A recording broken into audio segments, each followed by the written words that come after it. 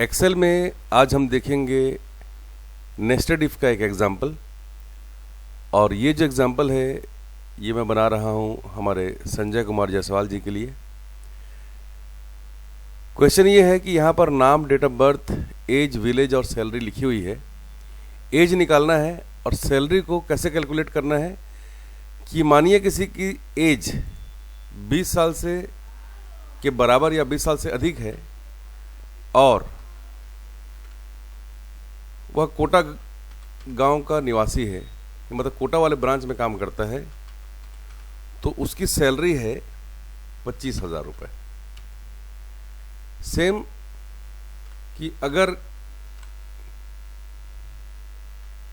किसी की एज 20 साल है से ज़्यादा है या 20 साल है और वह लूफा वाले ब्रांच में काम करता है तो उसकी सैलरी होनी चाहिए 20,000 रुपये। और एज है 20 साल से अधिक और वो अमने वाले ब्रांच में काम करता है तो उसकी सैलरी है 15,000 रुपये। ठीक है। और मानिए कोई इन तीनों में से किसी एक को सेटिस्फाई नहीं करता, मानिए कि एज 18 साल है और कोटा में रहता है या लूफा में रहता है, काम करता है, और अमने में काम करता है, एज कम है, तो उनकी सैलरी जो है 12,000 रुपये। ठीक है। तो 4 कंडीशंस हुए। इन चारों को आप यहाँ पर कैसे इंप्लीमेंट करोगे, पहला सवाल ये। दूसरा कि यहाँ पर एज लिखी हुई नहीं है, एज हम चाहते हैं कि अपने आप यहाँ पर आ जाए, तो यहीं से शुरू करते हैं। यहाँ पर आपको लिखना पड़ेगा डेटेड इफ, ब्रैकेट बनाइए और डेट ऑफ बर्थ को क्लिक करना है। डेट ऑफ बर्थ को क्लिक करने के बाद आपको कॉमा लिखना है और आज क्या तारीख है, आज है 28 अक्टूबर 2025, तो आप यहाँ लिख दीजिए today, bracket open close, comma, और डबल इन्वर्टेड कॉमा में लिखना है आपको कैपिटल लेटर में वाई। इन्वर्टेड कॉमा क्लोज करके एंटर करना है तो आ जाएगा डेट, एज आ जाएगा। दोबारा बताता हूँ, लिखना है dated if, bracket open, dated if के बीच में कोई स्पेस नहीं है। ब्रैकेट ओपन करने के बाद आपको डेट ऑफ बर्थ को क्लिक करना है, कॉमा, टुडे लिखना है, ब्रैकेट ओपन क्लोज करना है, फिर से कॉमा लगाना है और यहाँ पर डबल इन्वर्टेड कॉमा के अंदर में लिखना है Y, double inverted comma close, bracket close और एंटर करना है, तो सभी की एज यहाँ पर अपने आप आ जाएगी। ठीक है। सैलरी को निकालने के लिए आपको क्या करना है, यहाँ पर लिखना है equal to if tab and, क्योंकि आपको एक से अधिक यहाँ पर कंडीशंस यूज करने हैं। कीबोर्ड से टैब दबाया मैंने, एक ब्रैकेट और बन गया है, logical 1 comma logical 2 comma logical 3। तो पहला लॉजिक ये है कि एज क्लिक करिए, ग्रेटर देन और इक्वल टू 20, ये पहला हमारा हो गया कंडीशन, कॉमा। दूसरा हमारा लॉजिकल एक्सप्रेशन है, विलेज को क्लिक करने किया मैंने और लिख दिया है डबल इन्वर्टेड कॉमा में कोटा, double inverted comma close, bracket close. ये हमारा पहला कंडीशन है। अगर ये होता है ट्रू तो कॉमा करके लिखना है आपको 25,000। ठीक है। दूसरा जो कंडीशन है उसको आपको पूरा लिखने की जरूरत नहीं है, यहां से आप पूरा कॉपी करिए इफ तक का, ये मैंने कॉपी कर लिया है। अब यहां पे लगाना है कॉमा और पूरे को ही कंट्रोल V से पेस्ट कर देना है।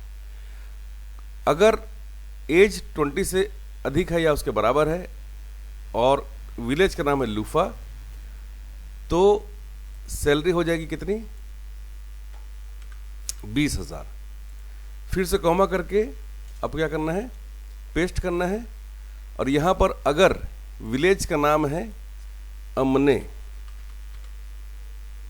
तो सैलरी हो जाएगी 15,000। और लास्ट जो कंडीशन है कि कॉमा, अगर इनमें से कोई भी कंडीशन ट्रू नहीं होता है तो सैलरी होगी 12,000। इस तरीके से आपको इसको बनाना है। अब यहाँ से आपको नीचे की तरफ ड्रैग करते चले जाना है, राइट साइड के कॉर्नर को क्लिक करके, तो सभी की सैलरी उनके कंडीशंस के आधार पर आ जाएगा। अब मानिए किसी की जो एज है वो कम है, ये 2005 की जगह मैंने 2006 कर दिया है, तो ये 19 साल का हो गया तो अपने आप इसका इस 12,000 वाले कंडीशन के लिए अप्लाई हो जाएगा।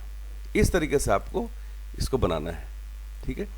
अब आप मानिए कि अब इतनी सारी सैलरी में आप सभी को देखेंगे कैसे, किसकी कम है किसकी ज़्यादा है।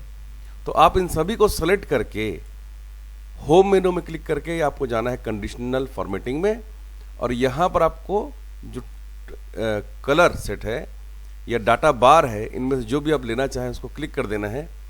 तो आपको बहुत आसानी से इसमें समझने में हो जाएगा कि जिसमें कलर ज़्यादा आ रहे हैं मतलब उसकी सैलरी ज़्यादा दिखाई दे रही है, और जिसकी कम आ रही है मतलब कम दिखाई दे रही है।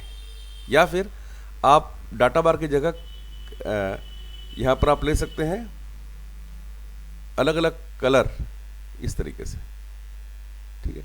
उससे क्या होगा कि अगर आप अलग अलग कलर वाला ये लेंगे इसमें से कलर स्केल, तो उससे ये होगा कि जिनकी सैलरी बिल्कुल कम दिखाई देगी वो रेड में दिखाई देंगे, जिनकी सैलरी बहुत अच्छी है वो ग्रीन में दिखाई देंगे, जिनकी सैलरी अच्छी है मतलब मीडियम है तो वो दिखाई देंगे लाइट ग्रीन में, और जिनकी कम से थोड़ी ऊपर है वो येलो कलर के बैकग्राउंड में दिखाई देंगे। इस तरह से इसको आप देख के बहुत आसानी से आइडेंटिफाई कर पाएंगे दूर से ही डेटा को, ठीक है। इस तरीके से पूरा आप ये काम कर सकते हैं। तो इस वाले टॉपिक में हमने सीखा कि डेटेड इफ़ का यूज़ कैसे करते हैं, नेस्टेड इफ़ का यूज़ कैसे करते हैं, और कंडीशनल फॉर्मेटिंग का यूज़ हम कैसे कर सकते हैं।